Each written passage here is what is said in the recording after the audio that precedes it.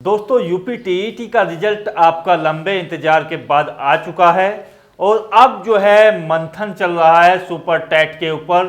तो काफ़ी ज़्यादा आप लोगों के कमेंट्स आ रहे हैं उस चीज़ों को लेकर के कि सुपर टैट की परीक्षा आपकी कब होगी, कब से इसके लिए एग्जाम्स होगा। तो इसके लिए मैं मुख्य तथ्यों को लेकर के वीडियो आप लोगों के लिए बना रहा हूँ।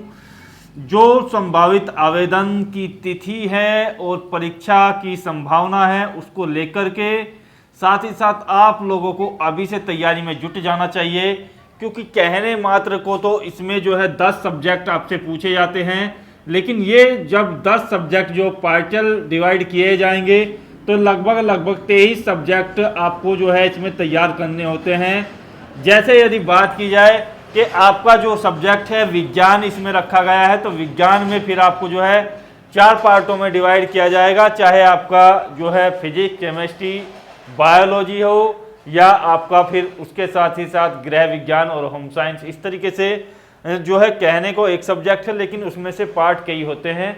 तो कुल मिलाकर के 23 सब्जेक्ट आपको तैयार करने होते हैं, जो काफ़ी ज़्यादा डिफिकल्ट होता है क्योंकि सिलेबस जो है बहुत ज़्यादा विस्तृत है इसका। नेक्स्ट वीडियो में मैं आपको जो है सिलेबस से संबंधित पूरा का पूरा वीडियो बिल्कुल डिस्कस करूंगा और ये भी आपको जो है बीच बीच में से बताया जाएगा कि किस पार्ट से कितने क्वेश्चंस आते हैं। जैसे यदि विज्ञान की बात की जाए तो आपके जो है फिजिक्स से आपके यहाँ पर जो क्वेश्चंस आते हैं वो यहाँ पर 3 क्वेश्चंस आते हैं, 2 क्वेश्चंस आपके जो है केमिस्ट्री से आते हैं और बायो से आपके जो क्वेश्चंस हैं वो 5 आते हैं। इस तरीके से डिवाइडेशन होता है।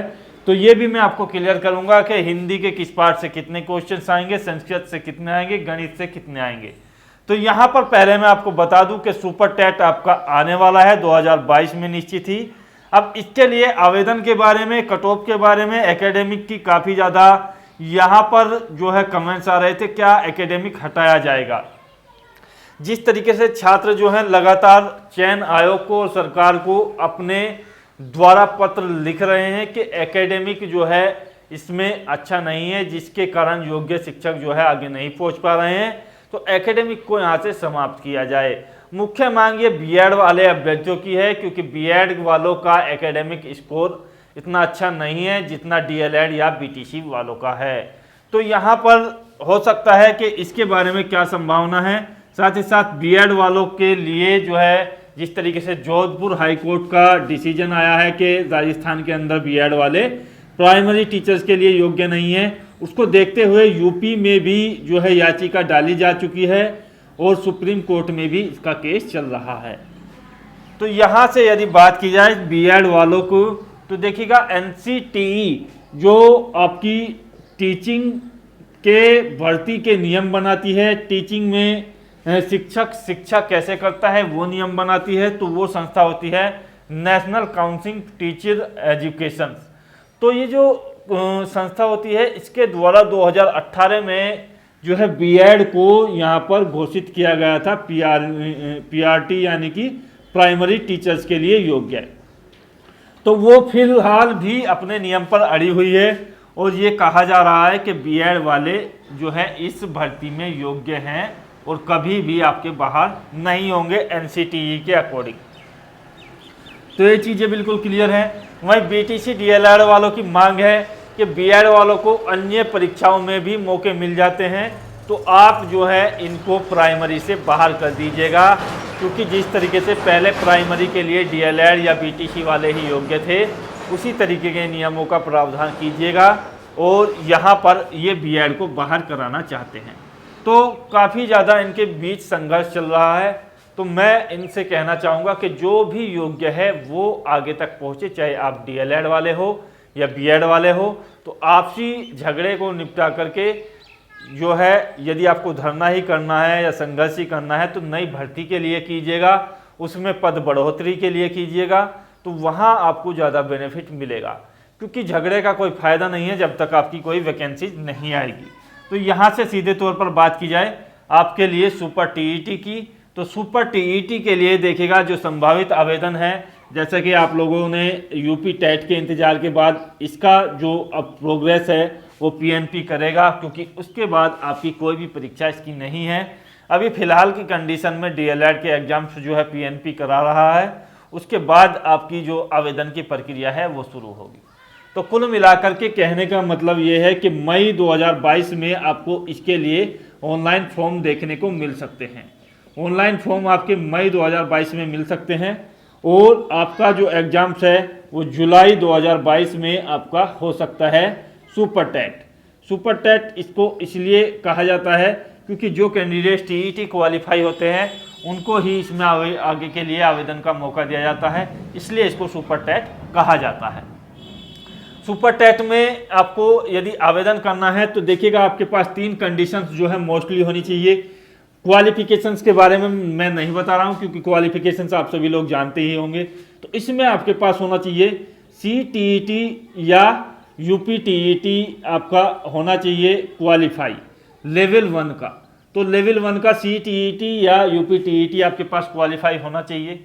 दूसरी कंडीशन, ये जो आपका सीटीईटी या यूपीटीईटी है ये इस तरीके के क्वालिफाई होना चाहिए कि आपका जो एग्जाम्स है कम से कम आपने प्रथम वर्ष उत्तीर्ण किया हुआ हो। बीएड एंट्रेंस एग्जाम्स 2022 के लिए आपके जो फॉर्म है वो 15 अप्रैल से प्रस्तावित है और इस फॉर्म को भरने के लिए आपके पास जो क्वालिफिकेशन होनी चाहिए वो देखिएगा ग्रेजुएशन में या आपका जो पोस्ट ग्रेजुएशन होता है उनमें से किसी एक में आपकी जो परसेंटेज है वो 50% होनी चाहिए। और यदि आप जो है एसटी या एसटी कैटेगरी से हैं तो ये परसेंटेज आपकी 45% भी आपकी चल जाएगी। तो ये कंडीशंस होती है इसमें आवेदन करने की।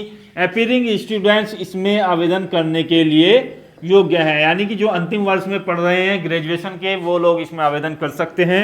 बात की जाए इसके कट ऑफ के बारे में तो कट ऑफ में देखिएगा मुख्य रूप से आपकी जो कैटेगरी होती हैं ये होती हैं ओबीसी होती है और आपकी एससी और एसटी आपकी होती है।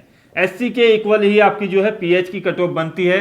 तो यहाँ पर यदि सिलेक्शंस की बात की जाए तो 400 में से आपकी जो कट ऑफ आपकी बनती है 400 अंकों में से तो लगभग 265 के आसपास आपकी जो है अनरिजर्व कैटेगरी में होती है। ईडब्ल्यूएस की यदि बात की जाए तो 240 प्लस स्कोर पर आपकी हो जाती है। ओबीसी की यदि बात की जाए तो 245 के आसपास आपको कट ऑफ देखने को मिलेगी। एससी की जो कट ऑफ है 220 के आसपास आपका जो है गवर्नमेंट सीट पर हो जाता है। एसटी में 200 प्लस मार्क्स पर आपका ये जो है गवर्नमेंट सीट की बात की जा रही है। तो गवर्नमेंट सीट आपको इतने अंकों पर मिल जाएगी यदि आप 400 में से मेहनत कर करके इतने अंक लाते हैं। सिलेबस की बात की जाए तो सिलेबस देखिएगा 400 अंकों का आपका पेपर होगा। पेपर 1 में आपसे जो है 2 सब्जेक्ट पूछे जाएंगे, पेपर 2 में 2 सब्जेक्ट पूछे जाएंगे और 100% यहाँ से आपके होंगे।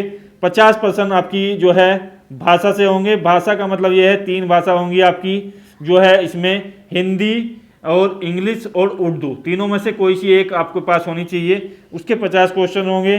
दूसरा जो पार्ट होगा ये होगा आपका जीके का, इसके जो है 50 क्वेश्चन सभी के लिए जरूरी होंगे चाहे आपने कुछ भी पढ़ा हुआ हो।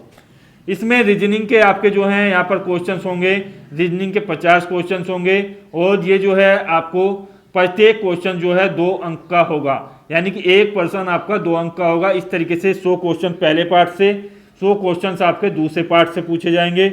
दूसरे पार्ट में 50 क्वेश्चन आपके जो हैं सब्जेक्टिव होंगे। इसमें आपको कला वर्ग, विज्ञान वर्ग, कृषि वर्ग और वाणिज्य वर्ग में बांटते हुए चारों से क्वेश्चंस आपका जो भी वर्ग होगा उससे पूछे जाएंगे, जो भी आप जो है क्वालिफिकेशन में भरोगे। तो ये कंडीशन मैंने आपके लिए बता दी है। आशा करता हूँ छोटी वीडियो के माध्यम से ज़्यादा जानकारी आपको मिली होगी। कोई डाउट है तो बताइएगा। जय हिंद, धन्यवाद, जय भारत।